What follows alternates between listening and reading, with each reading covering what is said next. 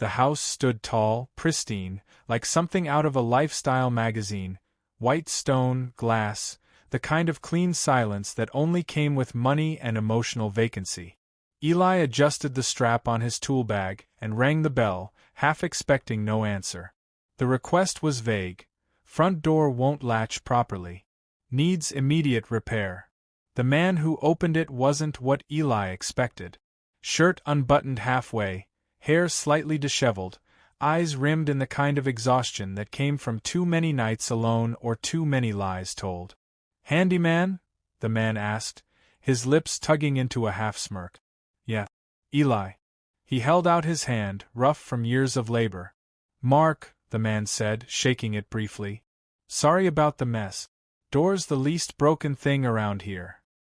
His tone was casual, but something tight sat beneath it, sarcasm covering ache. Eli stepped inside.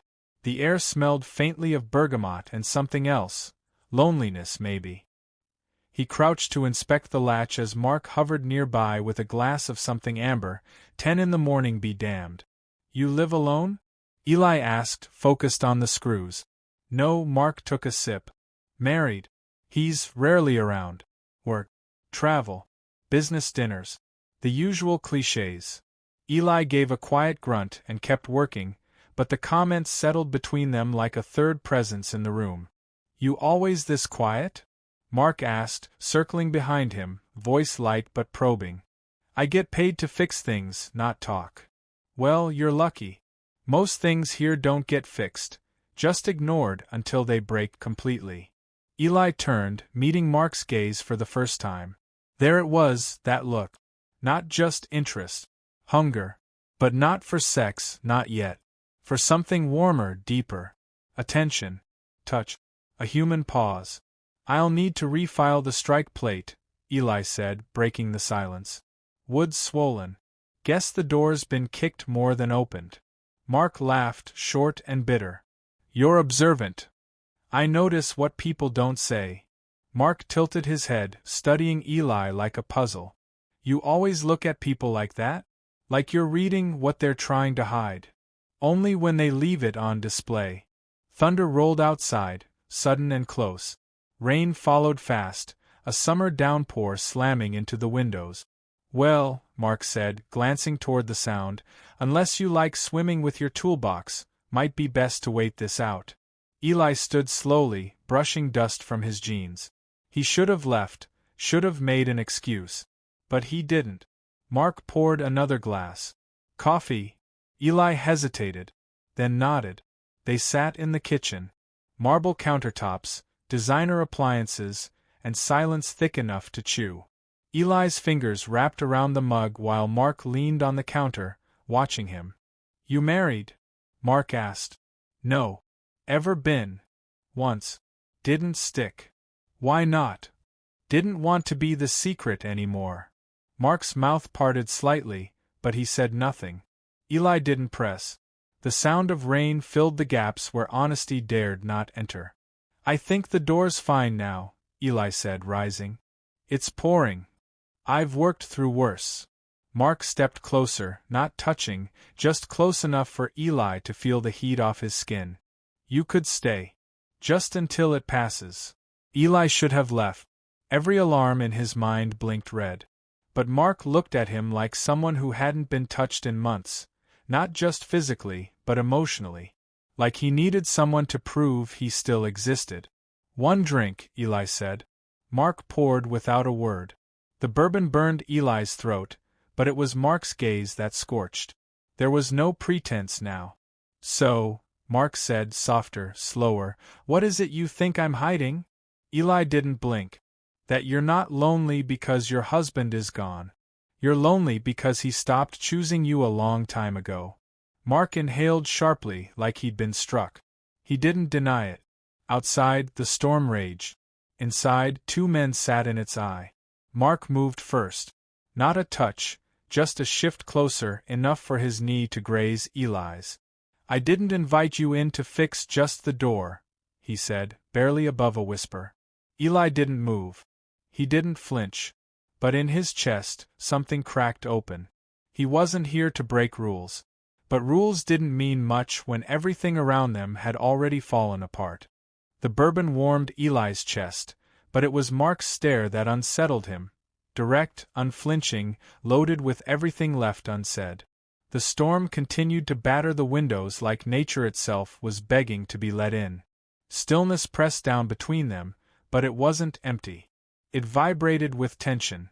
Marc leaned against the counter, eyes never leaving Eli. "Do you ever let yourself want something that you know will hurt later?" Eli didn't answer right away. He set down his glass and flexed his fingers. Old habit, like he could work discomfort out of his bones the same way he worked it out of wood and metal.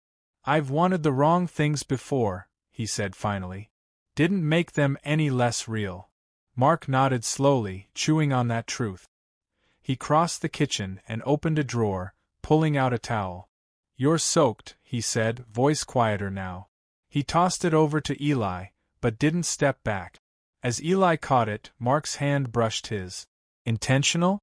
Maybe. Eli felt it like a spark up his arm.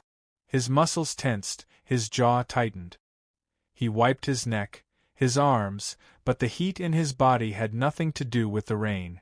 "You said you were married once," Marc said. "What happened?" Eli sat down again.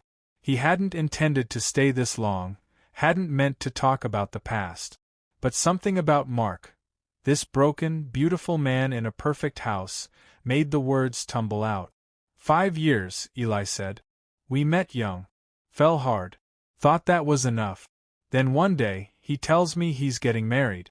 To a woman. Says it was always the plan, that he couldn't be out for real." Marc winced. "Jesus. I was his shadow," Eli said. "And I loved him like I didn't need light." "Stupid." Marc looked down. "You weren't stupid. You were brave enough to love honestly. That's rare." Eli didn't reply. Outside, the thunder rolled softer now. The storm had shifted but hadn't gone. Just like the one brewing inside this room. "You talk like a man who's been alone a long time," Marc said gently. Eli turned his head. "And you talk like someone used to being invisible in his own home." Marc gave a dry laugh. "You're not wrong." He poured another drink but didn't offer Eli one this time. "You know, Daniel and I haven't been close in over a year. We sleep in the same bed, but it's like lying next to a ghost." Eli raised an eyebrow. "So you called a stranger to fix a door?" Marc looked up. "I didn't know it would be you." Eli held his gaze. "But you were hoping it would be someone." Silence answered him. Marc walked toward the living room without a word. He stopped in the doorway and turned back. "You want to leave, you should," he said. "You're not obligated to fix more than what you were paid for." Eli stood slowly. Every inch of him wanted to bolt, but his feet didn't move. Instead, he followed Marc into the living room. The air in the room was thicker than the storm had been, charged, suffocating. Marc sat on the edge of the couch, elbows on his knees, hands clasped. Vulnerable. Open. "I don't know what I'm doing," Marc said quietly. "But for once, I don't want to feel alone." Eli didn't answer. He moved closer. Stood in front of Marc, looking down at this man who, behind the sharp tongue and soft cashmere, was just another person aching to be touched. Marc looked up. "Tell me to stop." But Eli didn't. Marc reached for him. The contact was soft, fingertips grazing Eli's wrist. Testing. Inviting. Eli's breath hitched, but he didn't pull away. His hand moved slowly to Marc's face, brushing back damp hair. They stayed like that, frozen, until Marc leaned forward and kissed him. It wasn't urgent, not at first. It was tentative, trembling, like someone afraid the dream might break. Then it deepened. Hands wandered. Mouths opened. The towel slipped from Eli's lap and hit the floor. They fell into each other, breathless. It wasn't clean. It wasn't fair. But it was real. The couch creaked under their weight. Rain still drummed the windows. Clothing peeled away, shirts half removed, jeans tugged clumsily. But nothing moved faster than their need. Not lust. Hunger. Not for flesh, but for something felt. Something true. Marc whispered against Eli's skin, I forgot what this could feel like. Eli kissed him harder, like he could press all his regrets into Marc's mouth and forget them, too. For a moment, the world outside didn't exist. No husbands. No rules. No shame. Just hands, breath, skin, and everything that had gone unfixed for far too long. The morning light didn't sneak in, it exposed. It washed over the hardwood floor, the half-buttoned shirts strewn across the couch, the half-finished glass of bourbon on the coffee table. Eli was already awake. He sat on the edge of the couch, shirtless, jeans back on, staring at the silent door he hadn't walked through. His boots sat beside it, muddy, still wet from yesterday's storm. Marc stirred behind him, a quiet rustle beneath the blanket they had dragged over them at some forgotten hour. His voice cracked with sleep. "You're still here." Eli didn't turn around. Didn't feel right leaving without saying something. Marc sat up slowly, rubbing his eyes, the early sunlight carving sharp lines across his bare back. "I thought you might disappear. Like it didn't happen." "I could have," Eli said. "Maybe I should have." Marc pulled the blanket around his waist and stood, walking past Eli into the kitchen. He didn't say a word until the sound of a kettle broke the silence. "I didn't plan this," Marc said, quietly. Eli leaned back, staring at the ceiling. "Doesn't matter if you did. It still happened." Steam hissed. Marc poured water over instant coffee, then handed a mug to Eli, their fingers brushing. This time, neither flinched. But neither lingered, either. "You regret it?" Marc asked, leaning against the counter, voice calm but loaded. "I regret that you're married," Eli answered honestly. Marc looked down into his cup. "Daniel hasn't touched me in 13 months. We stopped sleeping together. He stopped talking about us." "You still wear the ring," Eli said, nodding toward Marc's hand. Marc looked at it like it had appeared overnight. He twisted it once, didn't remove it. "Habit, I guess." Eli took a long sip of coffee. It was bitter, overstrong. It suited the moment. "I've been the other man before," he said. "I told myself I never would be again. That I had too much self-respect left." Marc's voice was low. "Then why didn't you leave last night?" Eli's gaze locked with his. "Because, for the first time in a long time, I felt wanted. Not used. Not tolerated. Wanted." Marc's eyes welled, but no tears fell. "Do you think I'm a bad person?" "I think you're in a bad place. And I think I'm no better for stepping into it with you." They stood in silence, the air between them thick with truth. Finally, Marc set his cup down. "I didn't bring you here for this. But now I can't pretend it didn't matter." Eli nodded. "It mattered. That's the problem." Marc walked to the window. Outside, the world was dry again, streets gleaming, trees dripping quietly, as if nothing had happened. As if the storm hadn't changed a thing. "I used to dream of someone seeing me," Marc whispered. "Not the perfect house, or the career, or the marriage. Me. Last night, I felt seen." "You were," Eli said. "But that doesn't mean this can be anything more than what it was." Marc turned. His face was open, raw. "Why not?" Eli didn't hesitate. "Because I'd be loving someone else's husband. And you'd be loving me in the dark, hoping the guilt won't stain the sheets." Marc laughed bitterly, but it wasn't aimed at Eli. "You make it sound so clean. So black and white." "It's not. But if we blur the lines now, we both end up paying for it later." The kettle whined again, long cooled but still echoing the heat between them. Marc stepped closer, not touching, just breathing the same air. "Will I see you again?" Eli looked at him, long and hard. His expression was unreadable, tired, restrained, maybe even soft. "You might. But not like this." Marc nodded. No begging, no bargaining. Just acceptance. That hurt more than either expected. Eli stood, walked to the door, and slipped on his boots. They squelched slightly, still wet from the night before. He paused with his hand on the doorknob. "I didn't come here to break anything," he said, voice thick. Marc replied, "You didn't. You just opened a door I was too afraid to touch." A beat. Then Eli left. Marc stood alone, barefoot in the quiet wreckage of something that had felt so warm and wrong and real. Outside, the city was waking up. But inside, a silence remained. Not the silence of absence, something heavier. Something unfinished. 3 weeks later, the door that Eli approached wasn't Marc's. Different neighborhood. Different job. But the same early summer heat. The same ache somewhere under his ribs. He carried the weight of his toolbox like muscle memory. His routine was steady now. Keep it simple, keep it professional, keep it detached. That night with Marc had folded itself into a hidden drawer in his mind. Not forgotten. Just sealed. Until now. He'd barely started on the porch steps when he heard the voice. Calm. Controlled. Didn't expect to see you around here again. Eli turned. Marc stood a few yards down the sidewalk, holding a leash, a small white dog tugging impatiently ahead. He looked different. More rested. Or more broken. Maybe both. Eli offered a quiet nod. New client. Just around the corner. Marc smiled, but it didn't reach his eyes. Of course. The dog yanked forward, and Marc gave it some slack. He looked back at Eli. You look good. Been sleeping better, Eli said. Doing the work.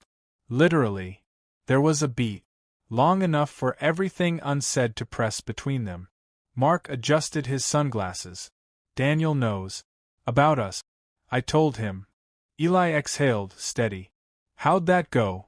About as well as you'd think. He moved out for a week. Then came back. Now we're in therapy. Sleeping in the same bed again, but it still feels like miles apart. I'm sorry, Eli said. And he meant it. Marc shook his head.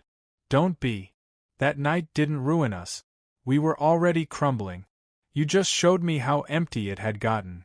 Eli lowered his gaze. I didn't want to be a weapon in someone else's war. You weren't. Marc stepped closer. You were a mirror. You showed me who I'd become. They stood silently as the wind rustled through the trees, the dog sniffing a patch of grass, oblivious to the fragile intensity between the two men. You ever think about it? Marc asked. What it might have been if we met different?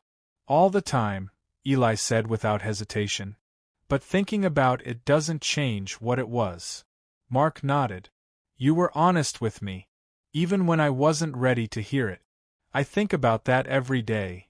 Eli looked at him, seeing not the man from the townhouse but the one who whispered I forgot what this could feel like into his neck like a confession. You deserve love in the light, Eli said softly. Not behind closed doors. Not when someone's watching the clock. Marc stepped closer, close enough to touch, but didn't. His voice was low, unguarded. You made me feel seen. Like I mattered again.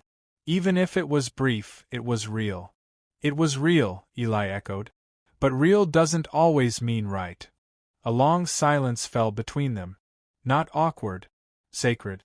Marc exhaled. I hope one day someone gives you what you give other people. Truth. Presence. All of it. Eli smiled faintly. Maybe. One day. And maybe you'll stop settling for being half-loved. Marc nodded slowly. Then, finally, stepped back. The leash tightened, the dog ready to move on. Well, he said, forcing lightness into his tone, guess we both keep fixing what's broken. Eli tapped his tool bag. Difference is, I know when to walk away when the damage is permanent. Marc smirked. Touché. They held each other's gaze one last time. No promises. No future. Just deep, mutual understanding wrapped in a farewell. Marc turned and walked away, the dog trotting ahead, tugging him toward whatever came next. Eli watched him disappear down the sidewalk. Then he turned back to the house in front of him. Another door. Another job. Another moment. He climbed the steps, knocked firmly. No more fixing things that weren't his to fix. Just his own two hands. And a little more clarity than the day before. Final lines, for video narration or voiceover. Some doors open when you least expect them. Some reveal everything you weren't ready to see. And some are never meant to stay open at all.